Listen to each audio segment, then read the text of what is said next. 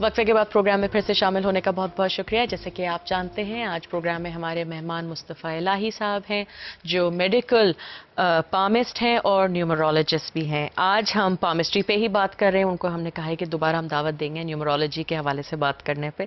الہی صاحب، پامسٹری کے خلاف بہت رومرز بھی چلتے ہیں کہ آپ کو اپنا ہاتھ نہیں پڑھوانا چاہیے اور کیوں اپنا فیوچر پڑھنا چاہتے ہیں. there's a lot of negative impact with palmistry. اس کو آپ کیسے مینیج کرتے ہیں؟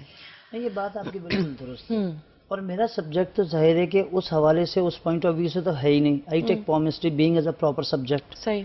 Physiology, chemistry, biology, microbiology as a subject. اس کو سبجیکٹلی اگر کوئی کرتا ہے یا سبجیکٹ کی طرح لینے کے علاوہ ہر طریقے سے کی جاتی ہے پاکستان میں پالمسٹری سبجیکٹ کی طرح نہیں کی جاتی. پرابلم یہاں پیدا ہو رہی ہے جب آپ اس کو پالمسٹری کو خود ایک مشکوک ایکٹیویٹی سے کرو گے. پہلی تو بات ہے کہ سبجیکٹ کی طرح آپ لوگے ہی نہیں تو یہ تماشا جب تک بنے گا کہ جب تک اس طرح کی جائے گی. آپ اس کو پراپرلی کوئی بھی چیز کیجئے، کمپیوٹر کا پراپرلی استعمال کیجئے، موبائل کا پراپرلی استعمال ہے، کیمرین کا پراپرلی استعمال ہے، فزکس ہے، کیمسٹری ہے، بایولوجی ہے، کبھی پرابلم نہیں ہے نہ ہوتا. ایز اے سبجیکٹ ہی ہے.